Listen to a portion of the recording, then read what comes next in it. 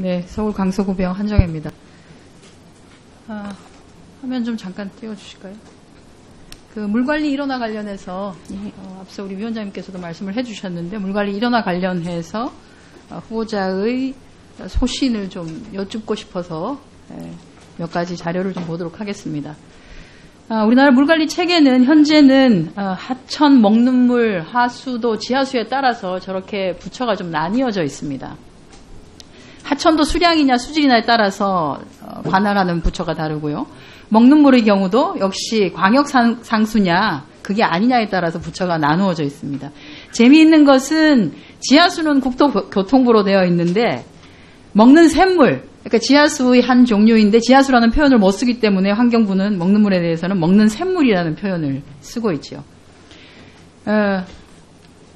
이렇게 다원화된 물관리 체제로 인해서 사실은 그간 업무 분산으로 인한 중복 투자나 비효율 그리고 유역 내의 조정관리 체계의 미비로 인해서 상당히 많은 문제가 그동안 발생을 해왔었습니다. 물 관련 정책 특히나 조정과 관련한 기능이 부재하기 때문에 이게 그 부처 간에도 사실은 물 관련한 분쟁이 좀 심화되는 양상까지도 보여져 왔습니다. 역대 정부에서는 지속적으로 물관리 일원화가 필요하다라고 해서 추진을 했었습니다. 가장 큰 사건이 발생했던 91년 낙동강 페놀 사건을 시작으로 해서 올해 이제 26년째인데요. 역대 거의 모든 정부에서 물관리 일원화를 추진한 바 있습니다.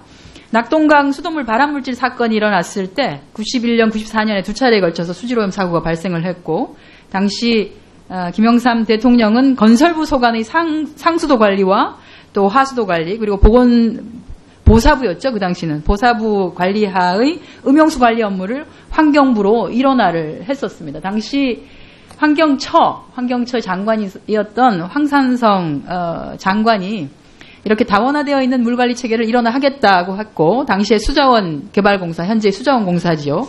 수자원 개발공사가 맞는 댐 건설까지도 포함하는 것으로 했습니다만 실지 또 부처 간의 이견이 있어서 실질적으로 반영되지는 않고 저기에 이르렀습니다.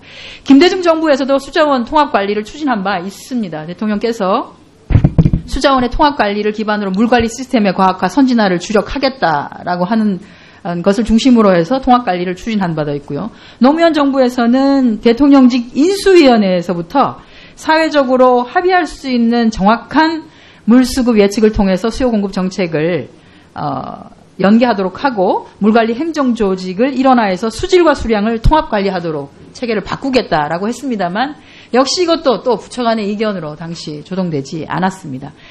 4대강 사업을 추진했던 이명박 정부에서도 물관리 이원화에 대한 문제점을 인식하고 사실은 물관리 업무와 관련해서 환경부 산하와 건교부 산하의 부처 간 이기주의가 팽배하다. 그래서 중복 투자도 많이 나오기 때문에 이것을 조정해야 되겠다라고 하는 것을 고민을 한 바 있습니다.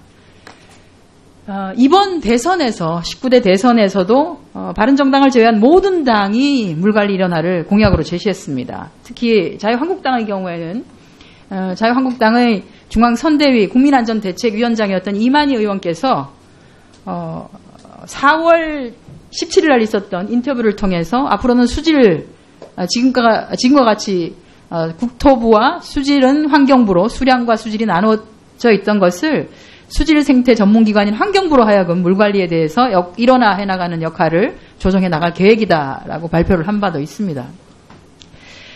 이외에도 국민의당, 정의당 할 거 없이 수질 수량 관리 기능을 통합을 해야 된다라고 하는 것이 공약으로 나온 바 있습니다.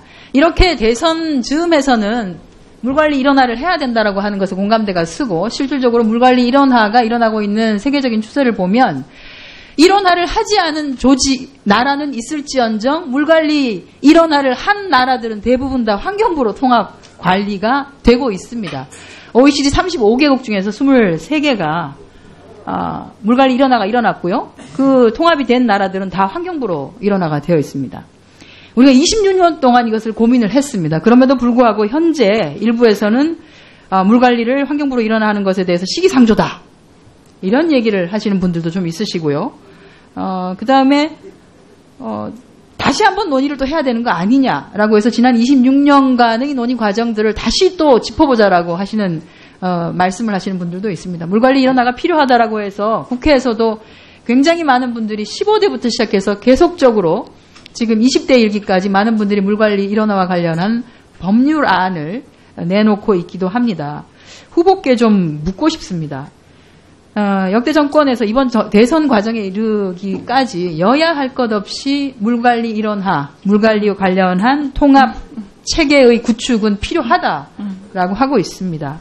여기에 대해서 후보자께서 간단하게 언급은 해주셨습니다만 후보자의 소신과 정확한 입장 그리고 이 물관리 일원화를 통합관리를 하게 됐을 때의 장점 이런 것들이 무엇이 있는지 좀 말씀해 주시기 바랍니다.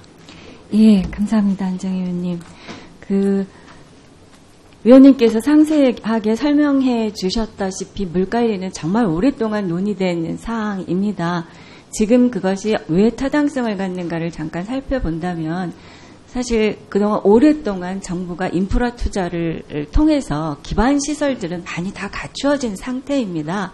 그래서 그쪽으로 더 이상 투자를 하는 것들이 더 높은 효과를 가져오기는 조금 어려운 이런 여건이어서 지금은 오히려 환경부를 통합해서 배타적으로 물관리를 했던 것들을 통합하면서 생기는 시너지 효과를 기대할 만한 시기가 되었다고 봅니다. 그래서 이제는 그게 환경부로 오는 것이 훨씬 더 유리한 상황이 되었다. 이렇게 좀 말씀을 드리고요. 환경부하고 이제 이게 환경부로 올 경우에 지금 기상청하고의 연계라든지 홍수 관리를 하는 데 있어서의 정보 통합이라든지 또 아까 말씀하신 것처럼 상수도 관리에서의 그 광역과 지방으로 나누어진 것, 또 하천에서의 나누어진 것, 또 아까 말씀하신 것처럼 지하수가 이상하게 나누어진 이런 것들은 모두 다 충분한 통합된 기준을 마련해서 아주 어떻게 보면 조금 더 효율적으로 잘 관리할 수 있는 시기가 되었고 그러기에 저는 환경부가 충분히 준비되어 있다라고 생각합니다. 네, 한정혜 위원 수고하셨습니다. 다음은 자유한국당 비례대표 출신 이미자 위원 질의하십시오.